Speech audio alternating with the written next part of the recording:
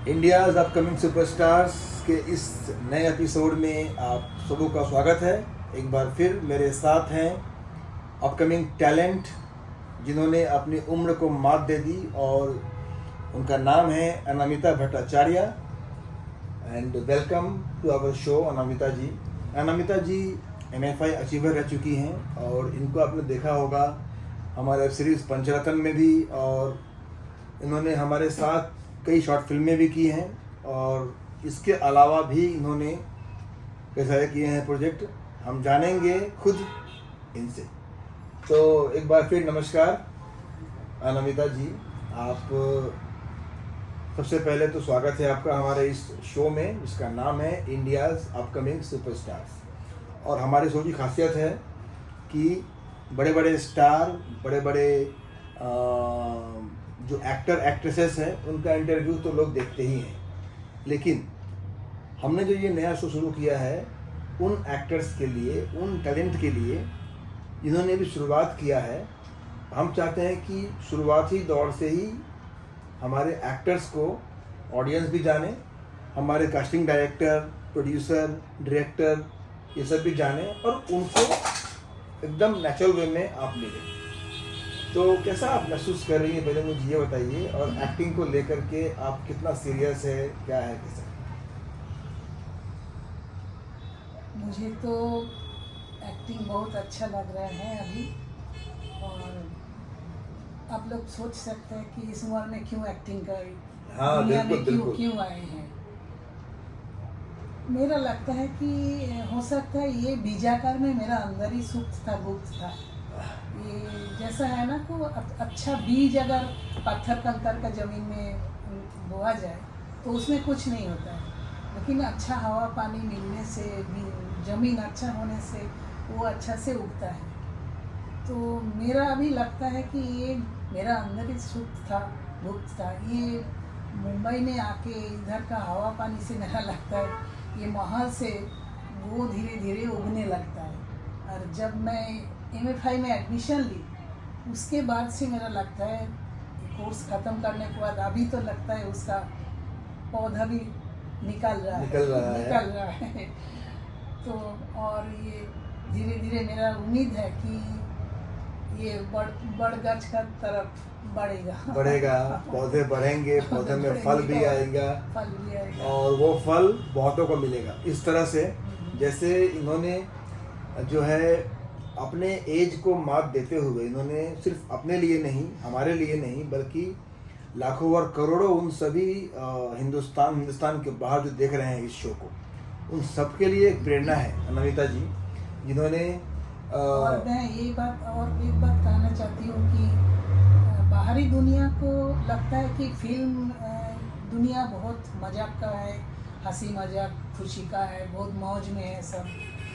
लेकिन मैं इधर एडमिशन लेने के बाद मुझे ये पता लगा कि कितना मेहनत करना पड़ता है। यस। ये एक्टिंग का लाइन कोई सीधा लाइन सहज नहीं है, इजी नहीं है। किसी भी लाइन की तरह ये भी एक बहुत पढ़ाई करनी पड़ती है, जानना पड़ता है, एग्जाम देना पड़ता है।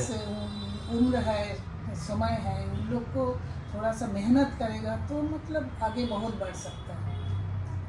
और इधर तो MFI के बारे में भी मैं बता सकती हूँ कि इधर टीचर लोग जो है जैसे परशुराम सर जी, भास्कर सर जी और ख़ास करके ट्विंकल मैम बहुत अच्छा से सिखाते हैं।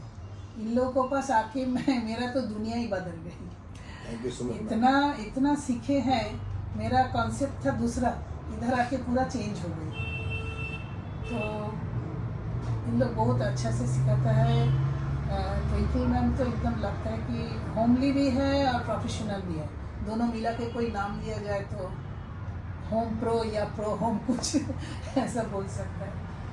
तो बहुत कुछ सीखे हैं हम इधर आके। और अभी तो इधर एडमिशन होने का पहले वाला मैं और अभी का मैं में बहुत फ़र्क है। और ये हम भी महसूस कर रहे हैं। और पहली बार इनसे फ़ोन पर बातचीत मुझसे हुई थी जब यहाँ पर मैडम नहीं आई थी, तो मैंने ही ट्राई किया कि इनको मैंने कन्विंस किया, प्रोत्साहन दिया।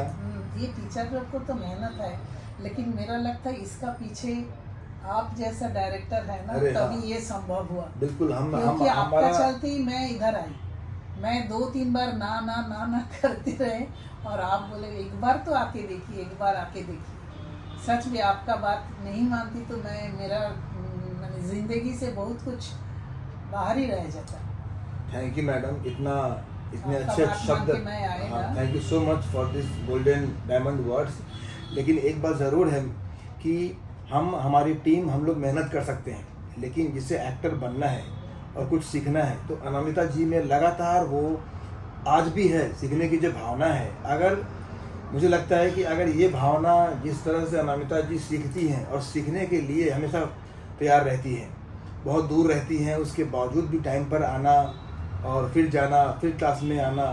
इन्होंने पूरी कंप्लीट कोर्स करने के बाद शूटिंग पे भी दूर आना पड़ता है, शूटिंग पे रहना 11 घंटा 12 घंटा।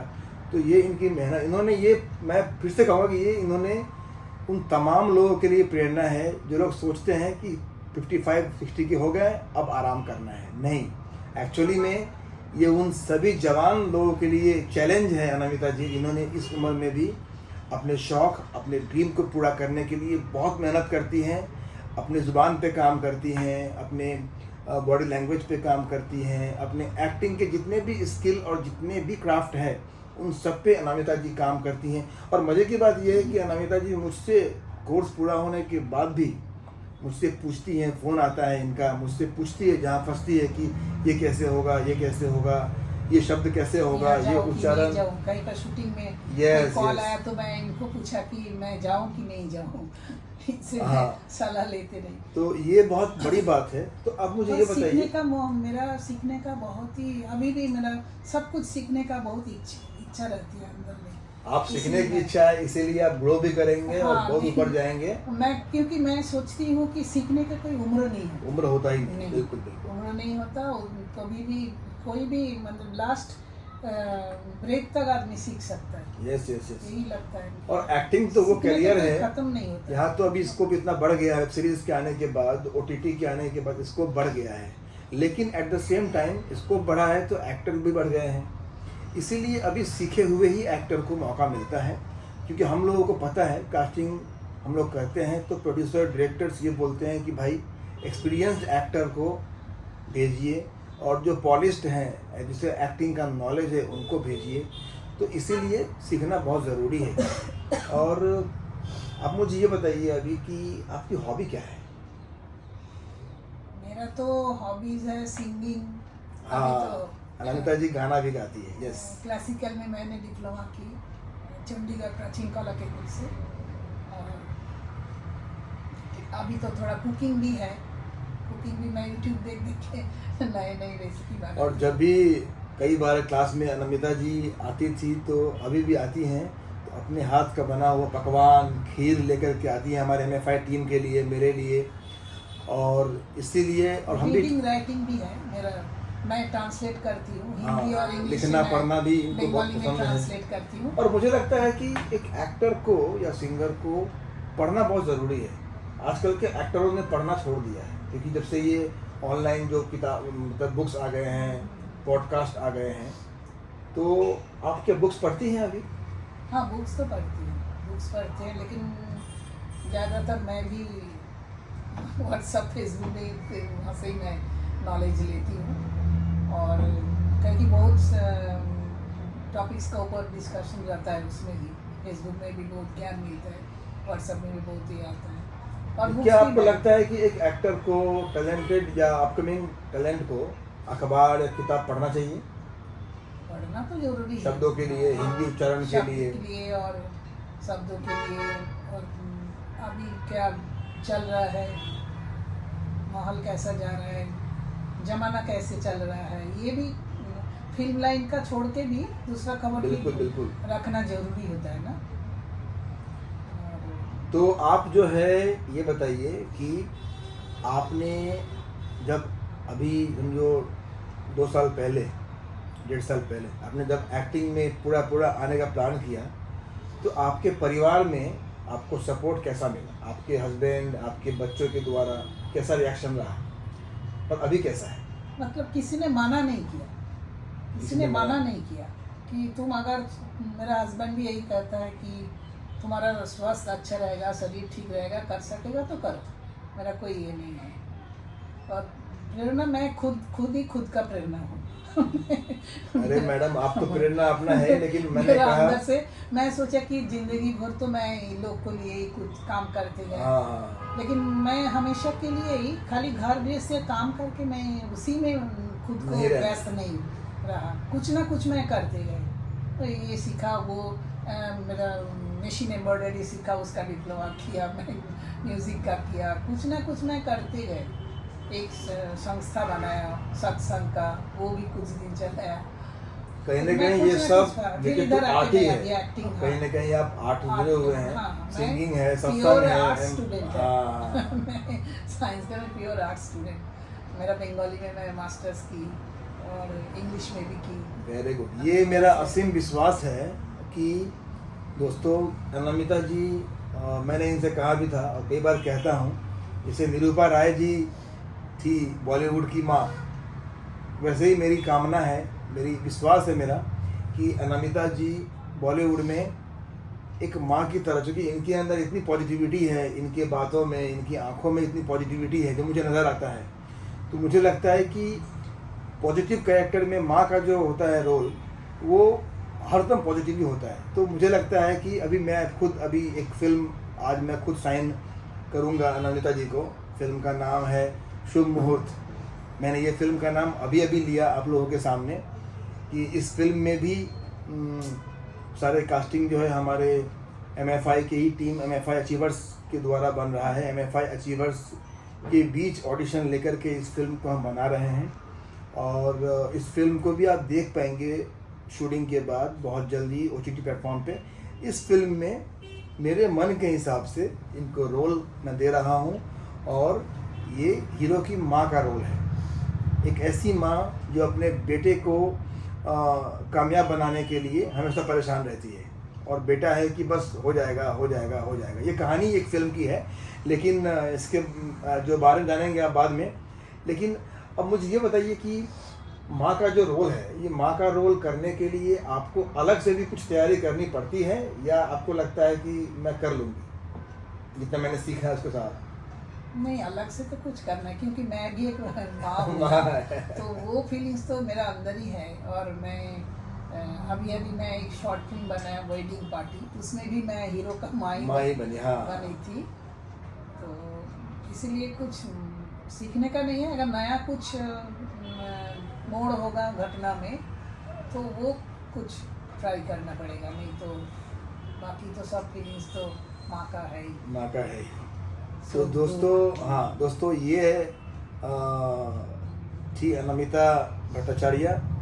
सुनने और पूछने के लिए बहुत सारे चीज़ें हैं, लेकिन हम चाहेंगे कि हर फिल्म की शूटिंग के बाद, हर फिल्म की रिलीज़ के बाद एक बार तो मैं अनामिता जी का इंटरव्यू करूं, क्योंकि मैं जब भी इनसे मिलता हूं मैं इनको नया पाता हूं और इनके अंदर जो सीखने की इच्छा, समझने की इच्छा, जानने की इच्छा इतनी रहती है कि इसीलिए मुझे इस तरह के कलाकारों का इंटरव्यू करना बड़ा अच्छा लगता है। और मैं एक बार फिर ये कहूँ कि ये मैं इंटरव्यू जो कर रहा हूँ, ये जो मैंने शो नया बनाया है मेरे चैनल पे, जिसको आप सब्सक्राइब कीजिए काइंडली, क्योंकि ये चैनल मात्र नहीं है, इस चैनल के ज़रिए हम हमारे बॉलीवुड को तमाम टैलेंटेड और पैशनेट एक्टर जैसे अनामिता जी हैं, इस तरह के आर्टिस्ट हम दे रहे हैं ताकि हमारे कास्टिंग टीम को, हमारे बॉलीवुड के डायरेक्टर्स को हमारे चैनल के ज़रिए हमारे कलाकारों तक पहुँचे।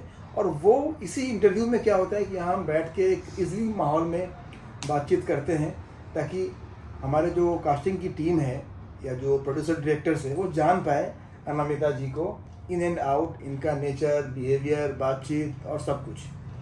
तो अब लास्टली मैं ये MFI के बारे में कुछ बोलना चाहती हूँ कि प्लीज, जैसे कि कोई नारी जब पहली बार माँ बनती है या कोई पुरुष जब पहली बार बाप बनते हैं तो कैसे फीलिंग आता है, मतलब जैसा आनंद मिलता है ना, तो मुझे ये MFI से मुझे वैसे ही फीलिंग, वैसे ही आनंद मिला, क्योंकि MFI ने मुझे इधर से निकलने के बाद ही मुझे सब एक्टर बोलता है, एक्ट्रेस बोलता है। Thank you so MFI much का एक्टर, मैडम। इसलिए और ये मुझे बहुत बड़ी बात है वो हमारे feeling MFI मुझे- टीम के लिए। यही हमारे लिए यही हमारा पुरस्कार है कि हम एक अपकमिंग एक्टर्स को संतुष्ट कर पाएँ। और ये एक हमारे टीम की खासियत है, जो कि अनामिका जी इसकी प्रूफ है कि ट्रेनिंग पूरा होने के बाद भी हम टच में रहते हैं, ताकि हमारे एक्टर प्रॉपर वे में, और ख़ास करके उन एक्टरों के पीछे रहते हैं हम जिसके अंदर बहुत पैशन है कुछ करने की। और जब तक कि सही ट्रैक ना मिल जाए हम पीछे रहते हैं, ताकि हमारे एक्टर्स को प्लेटफॉर्म मिलता रहे, कास्टिंग की ऑडिशंस की जानकारी मिलती रहे, और हमारे यहाँ की जो ऑडिशंस हैं शूटिंग्स की जानकारी मिलती रहे, ताकि हमारे एक्टर्स को कोई भी फेक ना हो और सही लोग मिलते रहे। इसके लिए हम कोशिश करते हैं कि हमारे जितने भी एक्टर्स हैं जो ट्रेनिंग कर भी चुके हैं उनके संपर्क में हम रहें, ताकि उनको सही राह मिलता रहे। Thank you so much Anamika ji, and आप ऐसे ही मुस्कुराती रहें, और आपकी जो मुस्कुराहट है बहुत प्यारी है। और मैंने भी आज जाना कि इनका घर का नाम मुस्कान ही है। तो थैंक यू सो मच। और आपको हम मिलेंगे अब अगले वीडियो में, और इस तरह से एक नए टैलेंट के साथ, जिनके अंदर दिल में बड़ी बड़ी इच्छाएं हैं, और वो समय के साथ पूरा होता रहेगा। Thank you so much. Good day.